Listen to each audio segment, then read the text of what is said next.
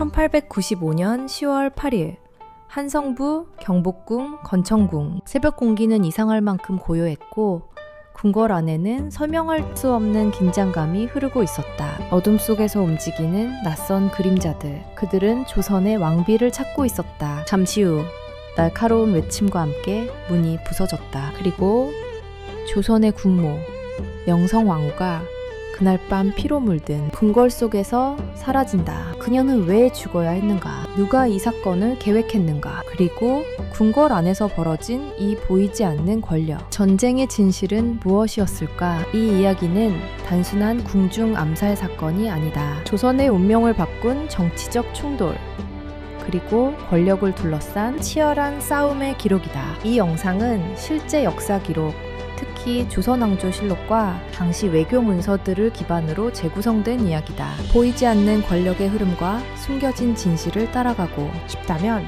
지금 구독과 좋아요로 이 여정을 함께하라. 명성왕후. 그녀는 단순한 왕비가 아니었다. 조선 후기.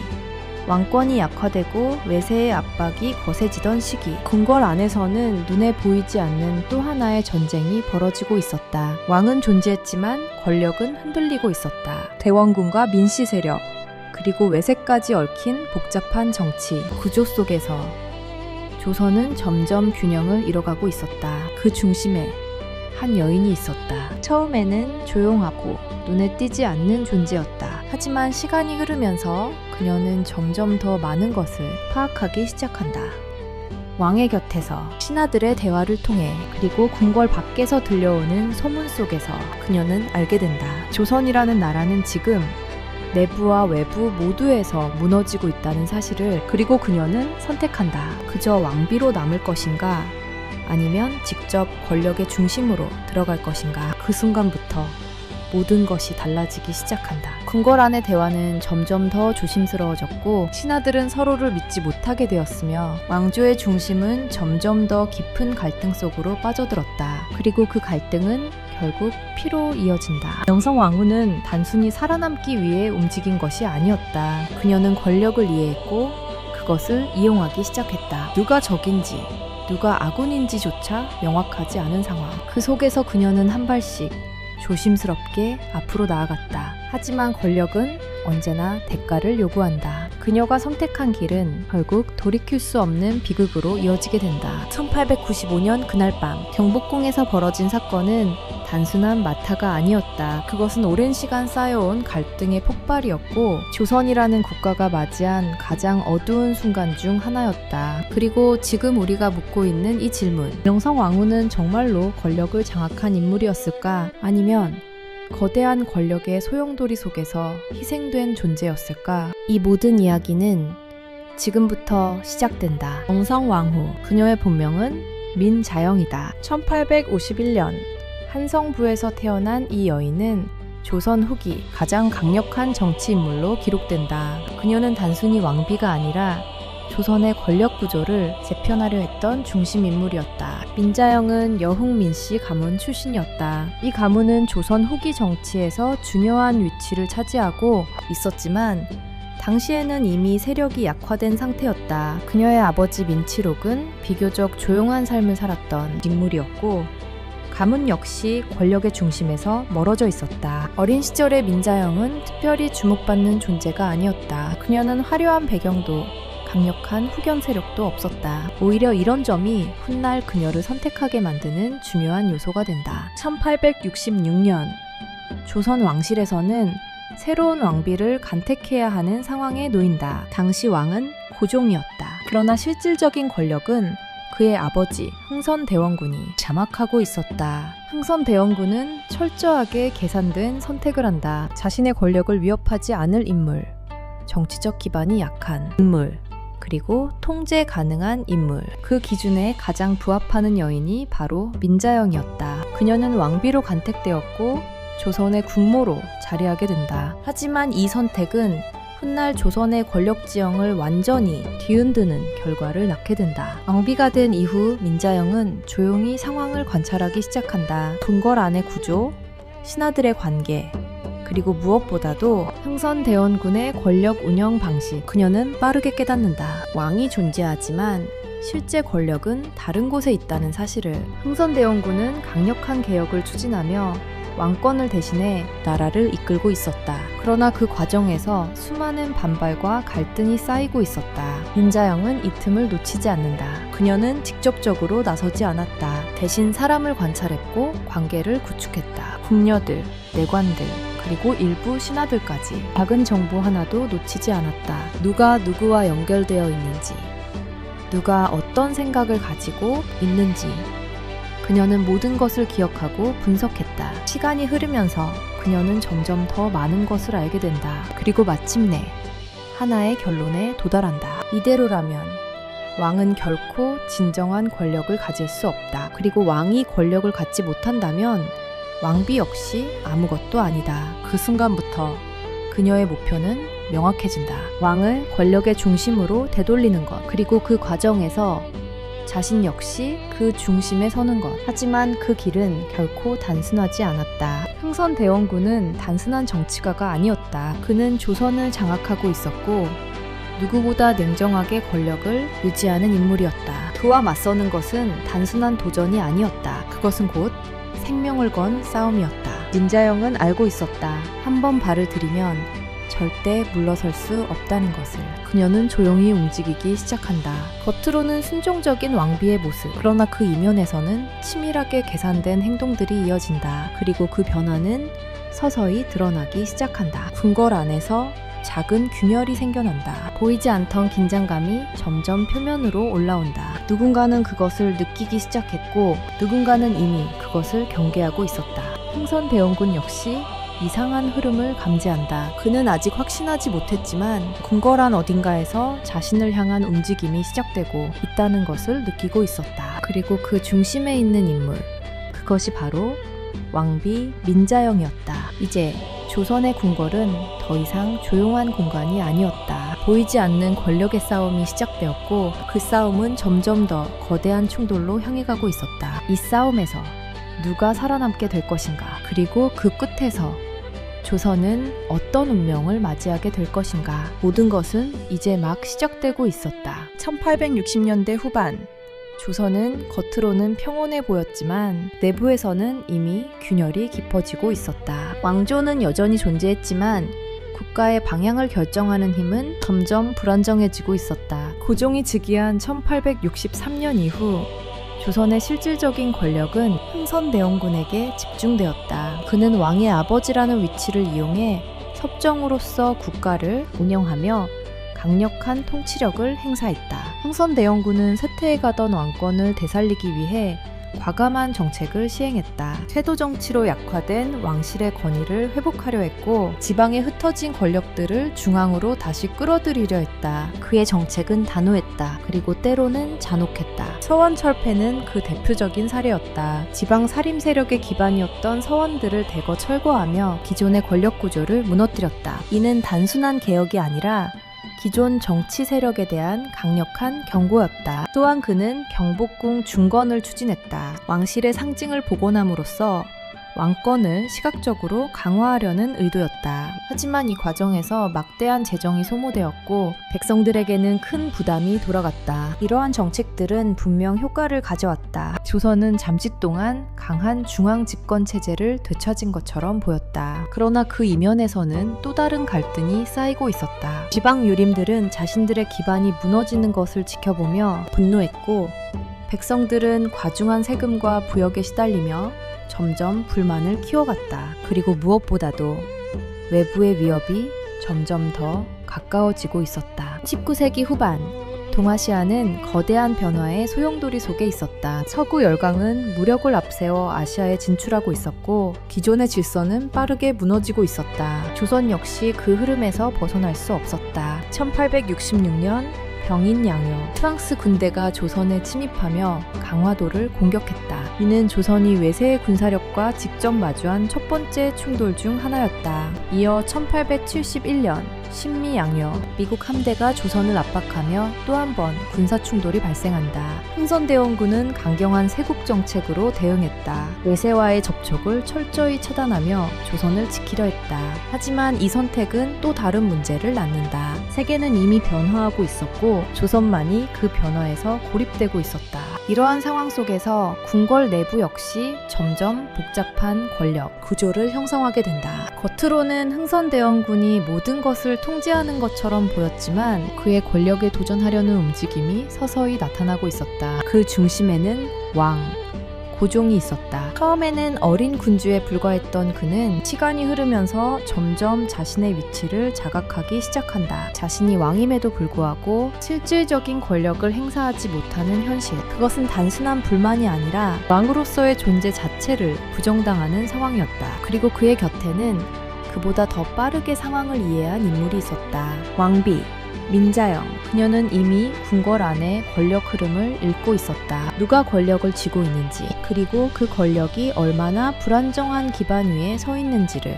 흥선대원군의 권력은 강력했지만 완벽하지 않았다. 그는 많은 적을 만들었고 그 적들은 기회를 기다리고 있었다. 민자영은 그 틈을 발견한다. 그녀는 단순히 반대 세력과 손을 잡는 것이 아니라 새로운 권력 네트워크를 구축하기 시작한다. 여흥 민씨 가문을 중심으로 한 새로운 세력, 그리고 기존에 소외되었던 인물들을 하나씩 끌어들이며 자신만의 기반을 만들어간다. 이 과정은 매우 조용하게 진행되었다. 겉으로는 아무 변화도 없는 것처럼 보였지만 궁궐 안에서는 이미 또 다른 권력이 형성되고 있었다. 그리고 그 변화는 점점 더 분명해진다. 고종은 점점 더 자신의 권력을 되찾고자 했고 민자영은 그 과정을 적극적으로 지원한다. 두 사람의 목표는 일치하고 있었다. 흥선대원군의 영향력에서 벗어나 왕이 직접 국가를 통치하는 체제를 만드는 것. 하지만 그 목표는 곧 충돌로 이어질 수밖에 없었다. 하나의 권력이 존재하기 위해서는 다른 권력이 반드시 약화되어야 한다. 그리고 그 대상은 분명했다. 흥선대원군, 조선의 중심에서 모든 것을 장악하고 있던 인물. 그를 밀어내는 것은 단순한 정치적 변화가 아니었다. 그것은 조선의 권력 구조를 근본적으로 뒤흔드는 사건이 될 것이었다. 궁궐 안의 긴장감은 점점 더 짙어졌다. 말 한마디,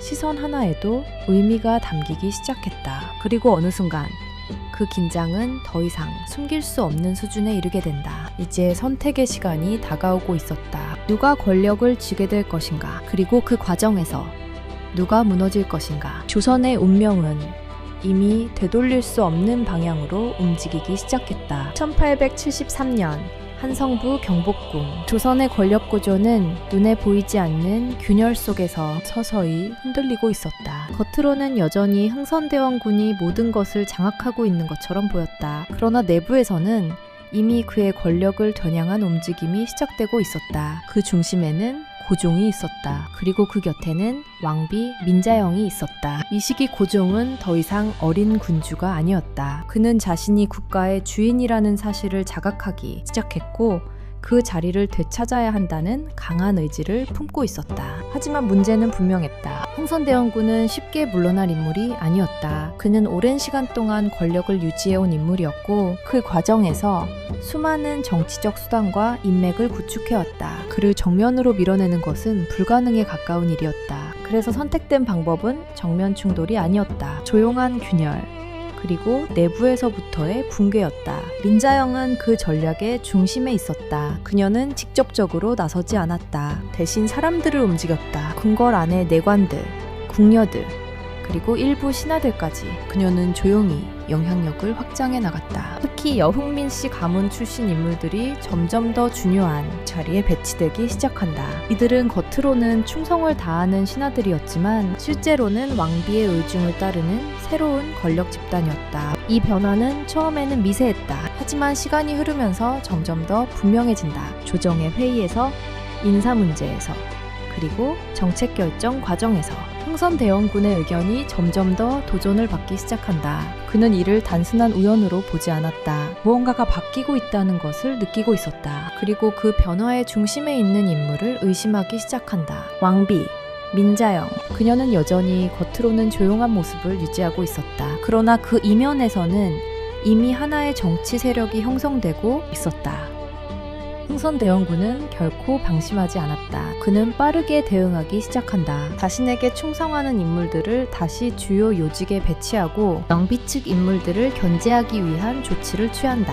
궁궐안은 점점 더 긴장감으로 가득 차기 시작한다. 서로를 향한 의심, 보이지 않는 감시, 그리고 언제 터질지 모르는 갈등. 이 시기 조선의 권력은 두 개로 나뉘어 있었다.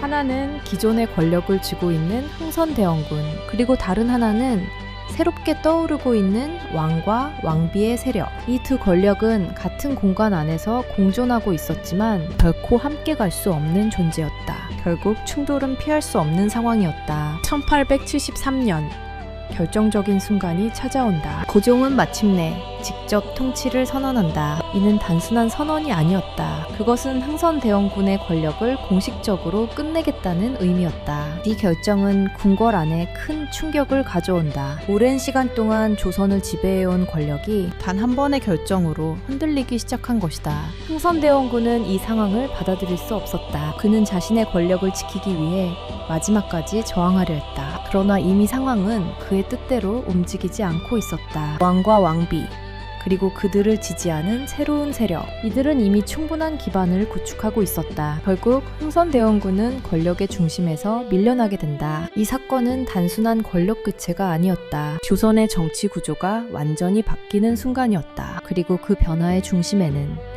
왕비 민자영이 있었다. 그녀는 더 이상 조용한 존재가 아니었다. 이제 그녀는 조선의 정치에 직접적인 영향을 미치는 인물이 된다. 하지만 권력을 얻는 순간 새로운 적이 나타난다. 흥선대원군이 물러났다고 해서 모든 갈등이 끝난 것은 아니었다. 오히려 이제부터가 시작이었다. 조선 내부의 갈등은 더욱 복잡해졌고 외부의 압박 역시 점점 강해지고 있었다. 새로운 권력을 쥔 왕과 왕비. 그러나 그들이 마주해야 할 현실은 결코 쉽지 않았다. 그리고 그 선택 하나하나가 조선의 미래를 결정짓게 된다. 이제 다음 단계의 갈등이 시작된다. 권력을 얻은 자는 그 권력을 지키기 위해 더 큰 싸움을 해야 한다. 1876년 강화도, 조선은 더 이상 내부 문제만으로 버틸 수 없는 상황에 놓여 있었다. 일본은 무력으로 조선을 압박하기 시작했다. 운요 사건 이후 조선은 선택의 여지 없이 협상 테이블로 끌려나왔다. 그 결과 체결된 것이 강화도 조약이었다. 이 조약은 조선이 처음으로 외국과 맺은 근대적 조약이었다. 그러나 그 내용은 결코 평등하지 않았다. 조선은 항구를 개방해야 했고 일본 상인들에게 특권을 허용해야 했다. 무엇보다 중요한 것은 조선이 더 이상 완전한 자주국이 아니라는 사실이 드러났다는 점이었다. 이 사건은 궁궐 안의 권력 싸움에 새로운 변수로 작용한다. 이제 조선의 문제는 내부 정치에만 국한되지 않았다. 외세가 직접적으로 개입하기 시작한 것이다. 고종과 민자영은 이 변화를 누구보다 빠르게 인식한다.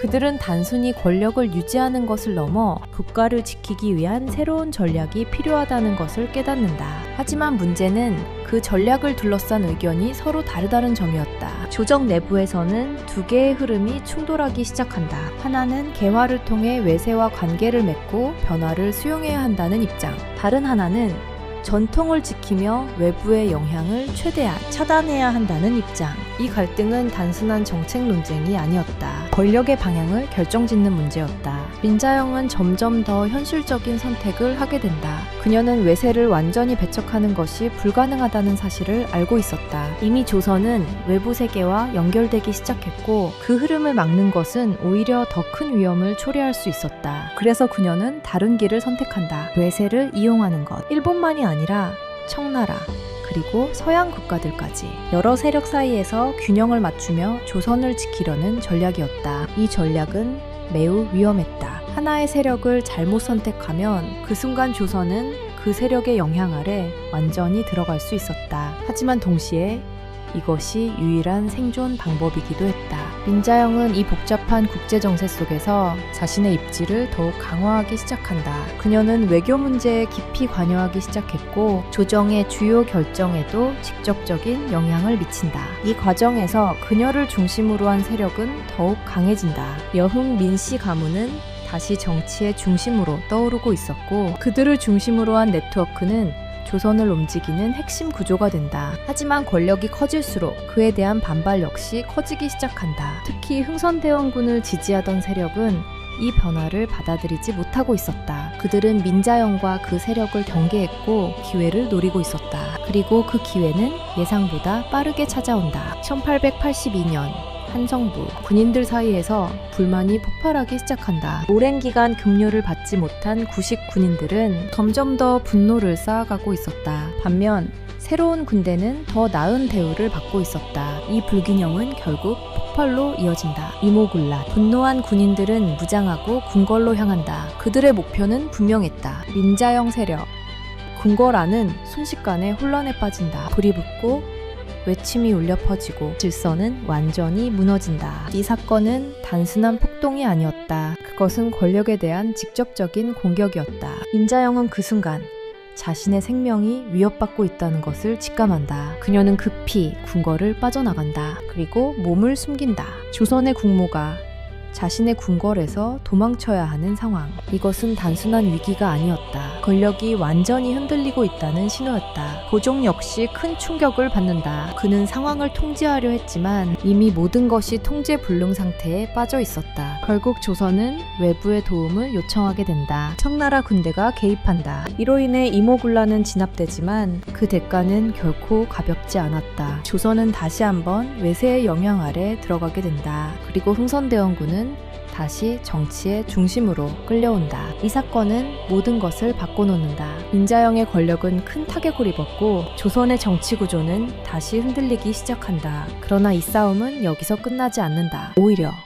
이제부터가 진짜 시작이었다. 권력을 잃은 자와 권력을 되찾으려는 자, 그리고 그 사이에서 조선은 점점 더 깊은 혼란 속으로 빠져들고 있었다. 1882년 이모군란 이후 한성부의 공기는 완전히 달라져 있었다. 궁궐 안에는 더 이상 안정이라는 단어가 존재하지 않았다. 질서는 무너졌고 권력은 다시 재편되고 있었다. 청나라 군대의 개입으로 반란은 진압되었지만 그 대가로 조선은 더욱 깊이 외세의 영향 아래 들어가게 된다. 특히 청나라의 영향력은 급격히 강화된다. 조선은 형식적으로는 자주국이었지만 실질적으로는 청의 간섭을 받는 상태로 변해가고 있었다. 이 과정에서 한 인물이 등장한다. 청나라의 실력자 위안스카이. 그는 조선에 파견되어 정치와 군사 문제에 깊이 개입하기 시작한다. 조선의 인사 문제, 군대 조직, 심지어 외교 정책까지 그의 영향력은 빠르게 확대된다. 이것은 단순한 외교 관계가 아니었다. 조선의 주권 자체가 흔들리고 있다는 신호였다. 민자영은 이 상황을 누구보다 빠르게 이해한다.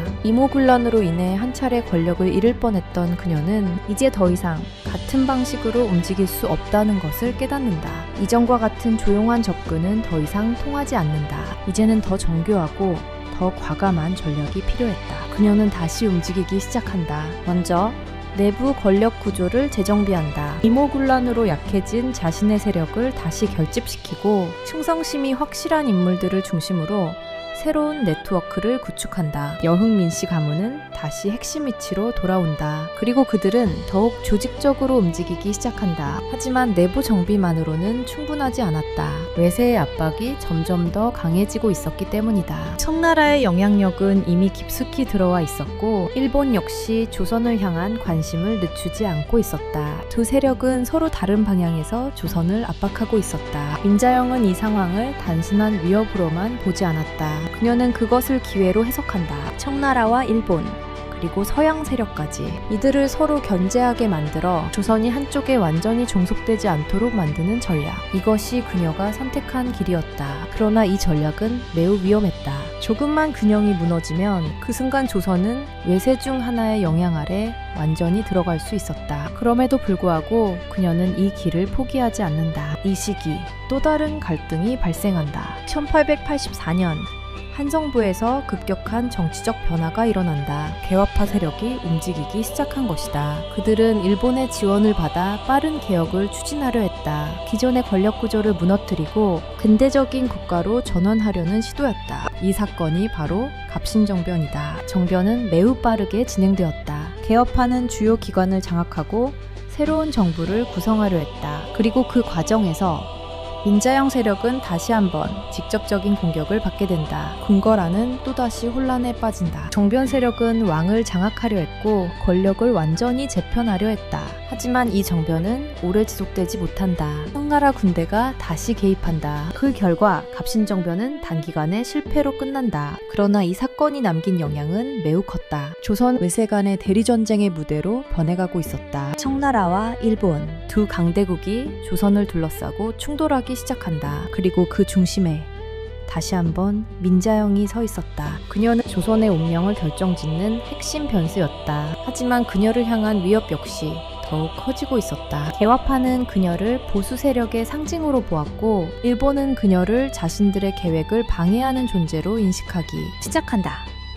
그리고 청나라 역시 그녀를 완전히 신뢰하지는 않았다. 모든 세력이 그녀를 주시하고 있었다. 이 상황에서 살아남기 위해서는 단순한 정치적 능력만으로는 부족했다. 더 빠른 판단, 더 정확한 선택, 그리고 무엇보다도 결정적인 순간에 흔들리지 않는 결단력이 필요했다. 민자영은 알고 있었다. 이 싸움은 단순한 권력 다툼이 아니라는 것을. 이것은 조선이라는 나라의 존립을 건 싸움이었다. 그리고 그 싸움에서 그녀는 결코 물러서지 않을 것이었다. 1894년 조선 전역, 나라 전체가 흔들리고 있었다. 동학 농민군이 봉기했다. 전라도에서 시작된 이 움직임은 순식간에 전국으로 확산되었다. 백성들은 더 이상 참지 않았다. 탐관오리의 수탈, 끝없는 세금, 그리고 무너진 질서, 그 모든 것이 한꺼번에 폭발하고 있었다. 조선은 이미 내부에서 무너지고 있었다. 고종과 조정은 급히 대응에 나섰다. 그러나 조선의 군사력만으로는 이 상황을 통제하기 어려웠다. 결국 조선은 또다시 외부의 힘을 끌어들인다. 청나라의 군사 지원을 요청한 것이다. 이 결정은 단순한 진압 요청이 아니었다. 그것은 새로운 전쟁의 시작을 알리는 신호였다. 청나라 군대가 조선에 들어오자 일본 역시 즉각적으로 군대를 파견한다. 두 강대국이 동시에 조선에 군대를 주둔시키게 된다. 이 순간 조선은 더 이상 주도권을 가진 국가가 아니었다. 그저 두 세력 사이에서 흔들리는 공간이 되어버렸다. 그리고 그 결과는 빠르게 나타난다. 1894년 청일전쟁이 발발한다. 조선을 둘러싼 싸움은 이제 외세 간의 전면전으로 확대된다. 전쟁의 결과는 예상보다 빠르게 드러난다. 일본이 승리한다. 이 승리는 단순한 군사적 승리가 아니었다. 동아시아의 권력 균형이 완전히 바뀌는 순간이었다. 청나라의 영향력은 급격히 약화되고 일본은 조선에서 새로운 지배 세력으로 떠오른다. 이 변화는 곧바로 조선 내부에 영향을 미친다. 일본은 조선의 정치에 직접 개입하기 시작한다. 친일 개화 세력이 다시 힘을 얻고 기존의 권력 구조는 다시 한번 흔들린다. 그리고 그 중심에서 가장 큰 위협으로 지목된 인물이 있었다. 정성왕후. 그녀는 그동안 청나라를 견제하며 일본을 활용하려 했지만 이제 상황은 완전히 바뀌어 있었다. 일본은 더 이상 협력 대상이 아니었다. 그들은 조선을 장악하려 하고 있었다. 영성왕후는 이 변화를 누구보다 빠르게 감지한다. 그녀는 즉시 새로운 선택을 한다. 러시아와의 접촉, 일본을 견제하기 위해 또 다른 외세를 끌어들이려는 시도였다. 이 선택은 매우 위험했다. 그러나 그녀에게는 다른 선택지가 없었다. 일본의 영향력이 커질수록 그녀의 위치는 점점 더 위험해지고 있었다. 일본은 그녀를 제거해야 할 존재로 보기 시작한다. 그녀는 일본의 계획을 방해하는 핵심 인물이었고 조선에서 일본의 지배를 완성하기 위해서는 반드시 제거해야 하는 대상이었다. 이 시기 궁궐안의 분위기는 완전히 바뀌어 있었다. 누가 누구를 믿을 수 있는지 알 수 없었다. 정보는 빠르게 퍼졌고 소문은 곧 현실이 되었다. 명성황후는 점점 더 고립되어 간다. 겉으로는 여전히 왕비의 자리에 있었지만 그녀를 둘러싼 환경은 점점 더 좁아지고 있었다. 신하들 중 일부는 그녀를 지지했지만 또 다른 일부는 일본과 연결되어 있었다. 궁궐 안에는 이미 보이지 않는 분열이 생겨나 있었다. 그리고 그 분열은 결국 하나의 사건으로 이어진다. 1895년 일본은 결단을 내린다. 조선을 완전히 장악하기 위해 가장 큰 장애물을 제거하기로 한 것이다. 그 대상은 분명했다.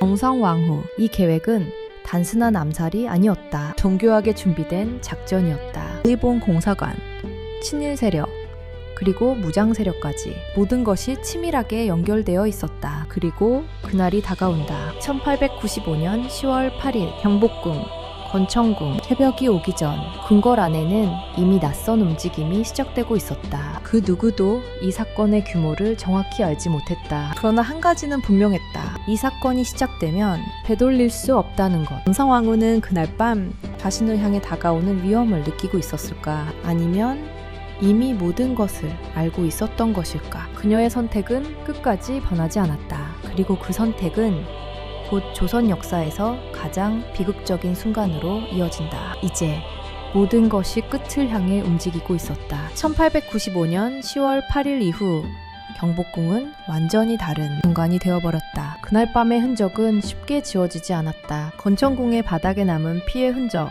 부서진 문과 뒤엉킨 물건들, 그리고 그날을 기억하는 사람들의 침묵. 궁궐은 여전히 존재했지만 그 안의 중심은 이미 사라지고 있었다. 영성왕후가 사라진 이후 궁궐 안의 권력 구조는 급격히 변하기 시작한다. 그러나 그 변화는 안정으로 이어지지 않았다. 오히려 더 깊은 혼란과 불안이 퍼져나갔다. 고종은 충격 속에 있었다. 그는 왕이었지만 자신의 궁궐 안에서 벌어진 일을 막지 못했다. 그 사실은 단순한 실패가 아니었다. 왕으로서의 권위 자체가 무너지는 순간이었다. 그는 점점 더 말을 아끼기 시작한다. 신하들과의 대화도 줄어들었고 결정은 점점 늦어졌다. 궁궐 안에는 보이지 않는 공포가 퍼져 있었다. 누가 이 일을 주도했는지, 누가 협력했는지, 그리고 누가 다음 표적이 될지 아무도 확신할 수 없었다. 신하들은 서로를 의심하기 시작한다. 같은 공간에 있으면서도 서로의 눈을 피한다. 그날 밤 이후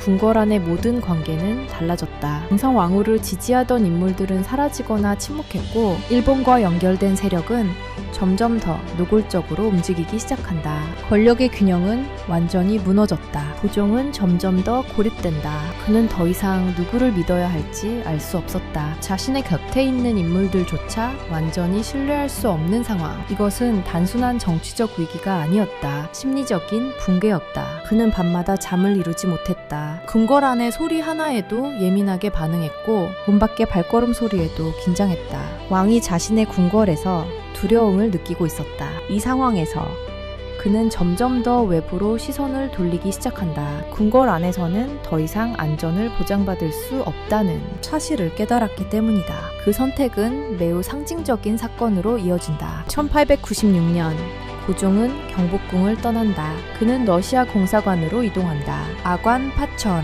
조선의 왕이 자신의 궁궐을 떠나 외국 공사관으로 피신하는 사건. 이것은 단순한 이동이 아니었다. 조선 왕권의 붕괴를 상징하는 사건이었다. 궁궐은 이제 더 이상 권력의 중심이 아니었다. 외세의 보호 없이는 왕조 자체를 유지하기 어려운 상황이 된 것이다. 이 사건 이후 조선의 정치 구조는 완전히 달라진다. 러시아의 영향력이 급격히 확대되고 일본과의 갈등은 더욱 깊어진다. 조선은 이제 스스로의 방향을 결정할 수 없는 상태에 놓인다. 그리고 그 중심에서 영성왕후의 부재는 더욱 크게 느껴진다. 그녀가 살아있었다면 이 상황은 달라졌을까? 아무도 확신할 수 없다. 그러나 한 가지는 분명했다. 그녀의 죽음은 단순한 개인의 비극이 아니었다. 그것은 조선이라는 국가가 자신의 중심을 잃어버린 순간이었다. 궁궐 안의 고요함은 이제 더 이상 평온을 의미하지 않았다. 그것은 두려움과 침묵, 그리고 아무도 말하지 않는 진실로 가득 찬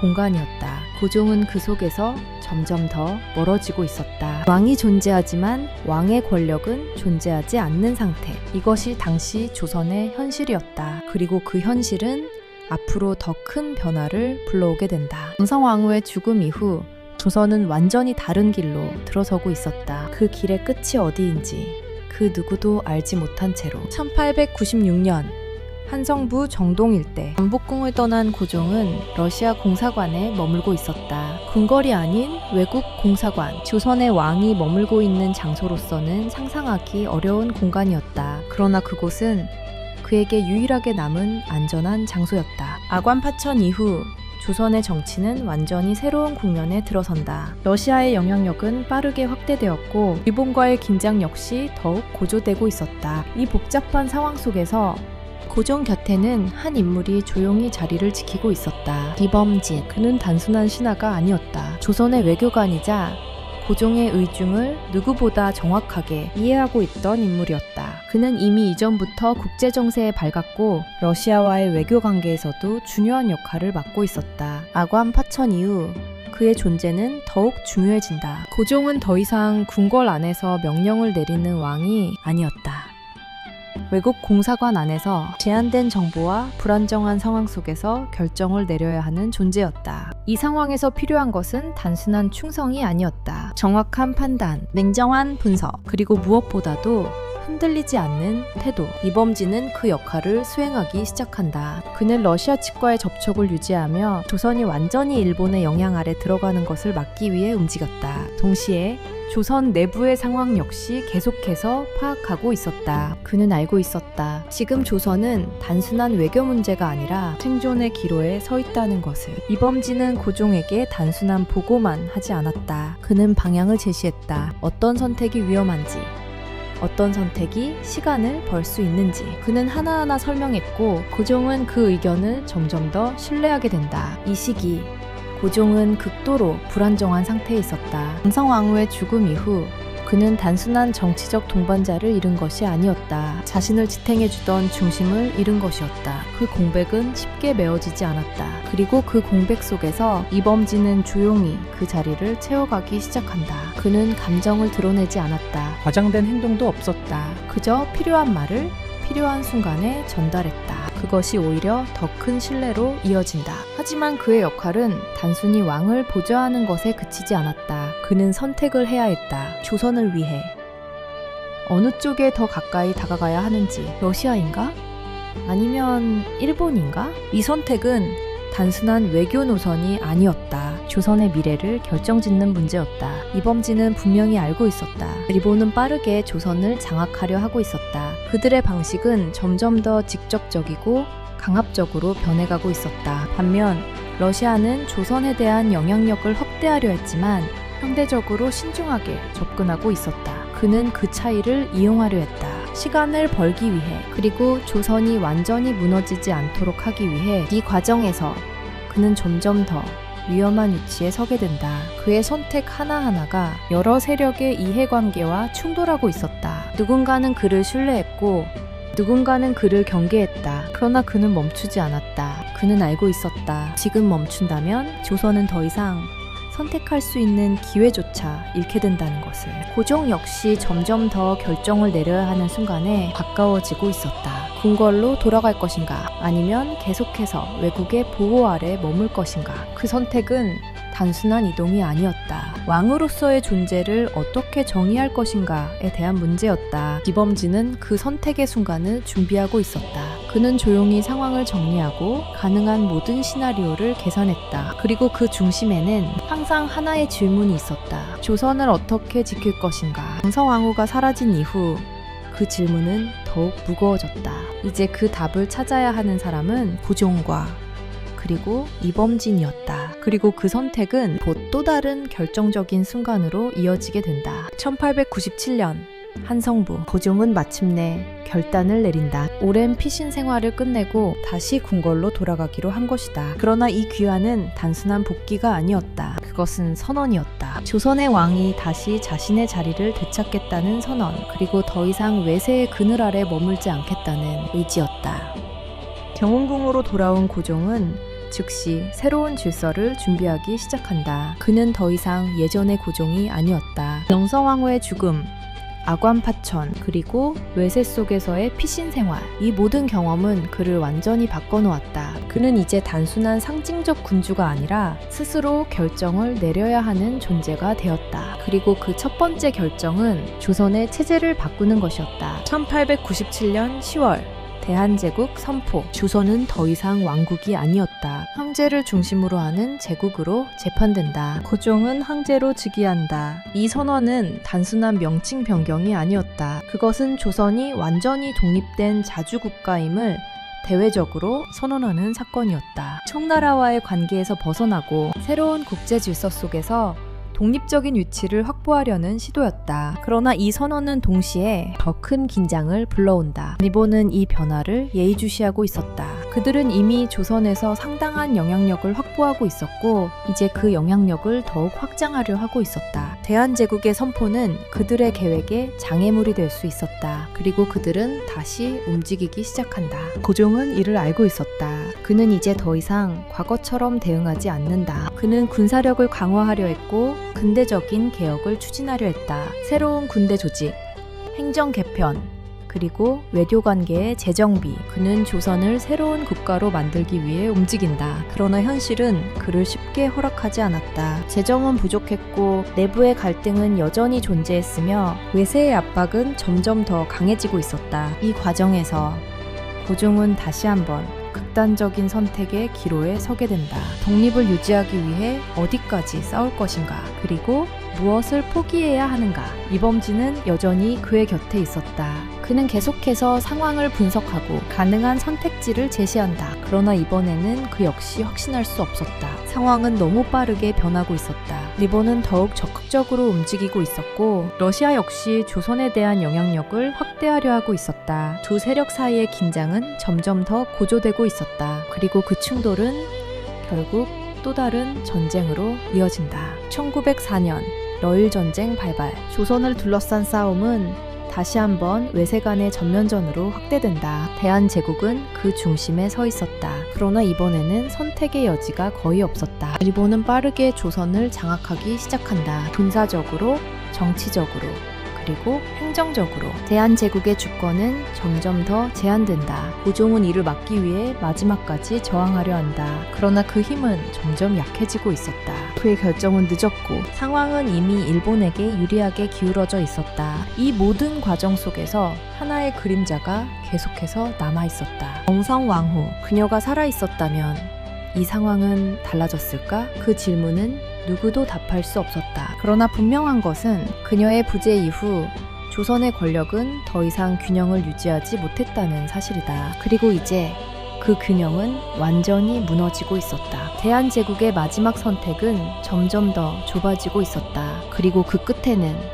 돌이킬 수 없는 결과가 기다리고 있었다. 1905년 한성부. 대한제국의 운명은 이미 기울어지고 있었다. 러일 전쟁에서 일본이 승리하면서 동아시아의 권력 구조는 완전히 재편된다. 러시아는 물러났고 일본은 조선을 향해 더 이상 방해받지 않는 상태가 된다. 이제 남은 것은 단 하나였다. 대한제국을 완전히 지배하는 것. 그 시작은 외교권 박탈이었다. 1905년 11월 을사조약 체결. 이 조약은 대한제국의 외교권을 일본이 가져가는 내용을 담고 있었다. 겉으로는 협약의 형태였지만 실제로는 강압에 의해 체결된 것이었다. 고종은 끝까지 이를 거부하려 했다. 그러나 상황은 그의 의지와 상관없이 흘러갔다. 일본은 군대를 동원해 궁궐을 포위했고 대신들을 압박하며 조약 체결을 강요한다. 그리고 결국 몇몇 대신들이 이에 서명하게 된다. 이완용, 박재순, 이지용,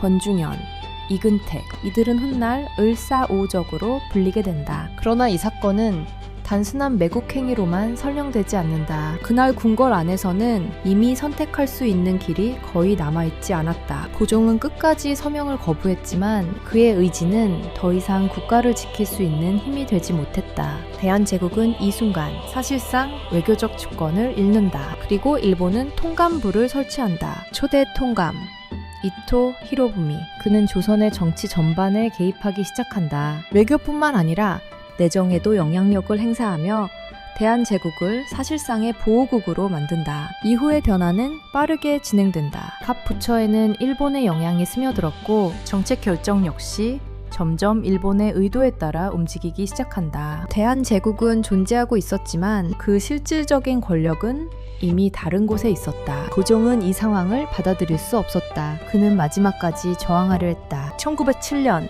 그는 국제사회에 도움을 요청하기로 결심한다. 헤이그 만국 평화회의. 그는 비밀리에 특사를 파견한다. 이준, 이상설, 이휘종. 이들은 대한제국의 상황을 알리고 일본의 부당한 조치를 국제적으로 문제 삼으려 했다. 그러나 이 시도는 실패로 끝난다. 일본의 압박으로 인해 특사들은 회의에 공식적으로 참여하지 못한다. 그리고 이 사건은 오히려 일본에게 또 다른 명분을 제공한다. 고종이 국제적으로 문제를 제기했다는 이유로 일본은 그의 퇴위를 요구한다. 결국 고종은 황제의 자리에서 물러나게 된다. 신종이 즉위한다. 이 사건은 단순한 왕위 교체가 아니었다. 대한제국의 마지막 저항이 무너지는 순간이었다. 그 이후 상황은 더욱 빠르게 악화된다. 군대는 해산되고 행정 권한은 더욱 제한되며 일본의 지배는 점점 더 직접적인 형태로 변해간다. 그리고 이 모든 과정 속에서 하나의 질문이 계속해서 남아있었다. 어디서부터 잘못된 것인가? 이모곤란인가?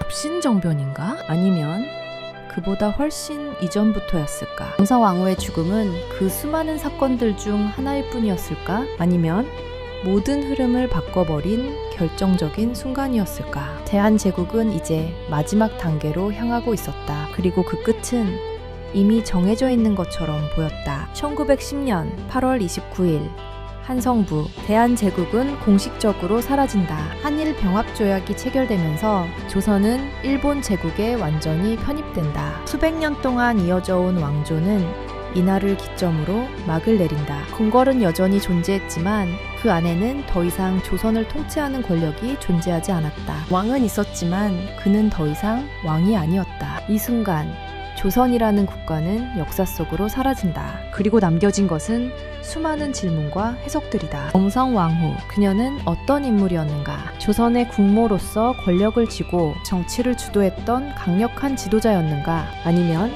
거대한 국제 정세 속에서 살아남기 위해 싸웠던 한 배인이었는가?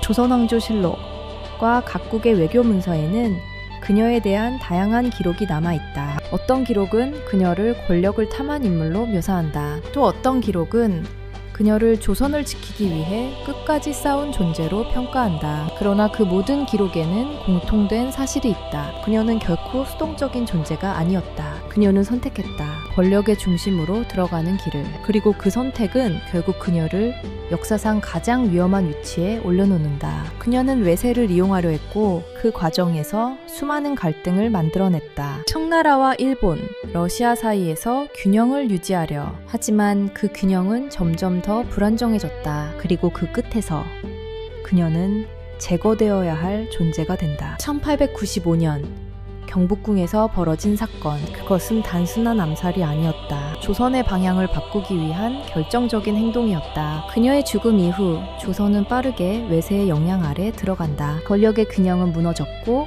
그 공백은 쉽게 메워지지 않았다. 그렇다면 그녀가 살아있었다면 결과는 달라졌을까? 이 질문에 대한 명확한 답은 존재하지 않는다. 그러나 한 가지는 분명하다. 그녀는 마지막까지 움직였다. 그녀는 상황을 이해했고 그 안에서 가능한 선택을 하려 했다.